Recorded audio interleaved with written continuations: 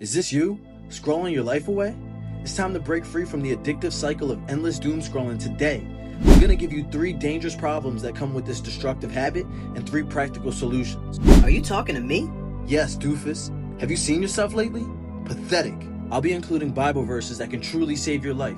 You don't want to miss this. But before we dive in, remember, the world is filled with distractions, temptations, and influences that pull us away from God's purpose for our life.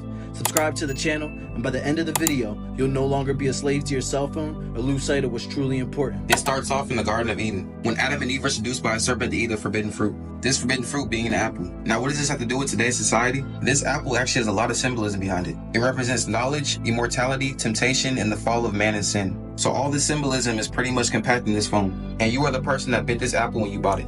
Just like Adam and Eve once did, seduced by a serpent. The serpent being Steve Jobs, and society representing Adam and Eve. Number 1, depression and anxiety. But it helps me to relax. Has it really been helping? Or is it making you more depressed, anxious, and dependent on it? Social media often leads to mental health struggles. The platforms deliberately push you to compare your life to others. When your feed is filled with images of people's perfect lives, you can start feeling inadequate, leading to low self-esteem, worthlessness, and even depression. The Bible tells us in Psalms 34:18, "The Lord is close to the brokenhearted and saves those who are crushed in the spirit." If you've ever felt crushed by the pressure to keep up with social media, God understands your pain and is ready to lift you out of it. Don't consume content passively like a zombie. Take control by unfollowing accounts that make you feel bad about yourself. Curate your feed to include content that uplifts and aligns with your values. This is your life. Choose what you let in. Number 2, killing time. No, bro, I just need it for work. I get it, but look at your screen time. Is it really about work? It seems to be more of a distraction. Social media is the ultimate time thief. Time is life, so when you waste your time, you're wasting your life. How many times have you found yourself scrolling, only to realize you've wasted hours? How many videos have you watched today?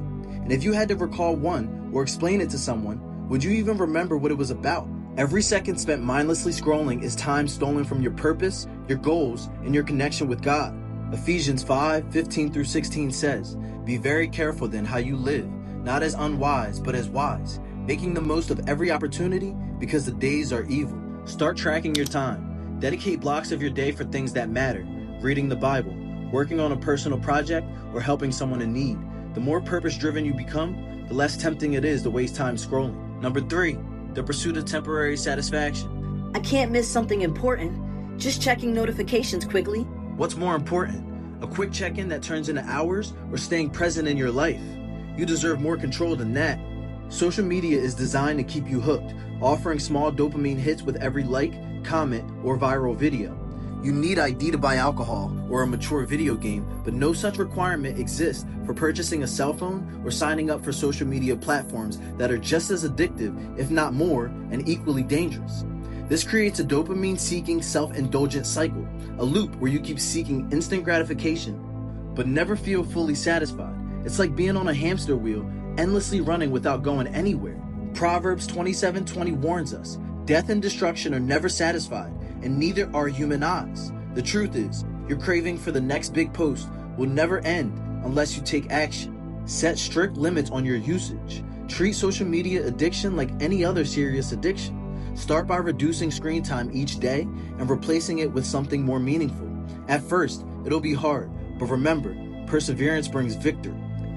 It's just a habit. It's not a problem. Please, pray for Doofus. This isn't just about avoiding social media. It's about living with purpose and appreciating the gifts God has already given you. From nature's beauty to real meaningful relationships, life has so much to offer.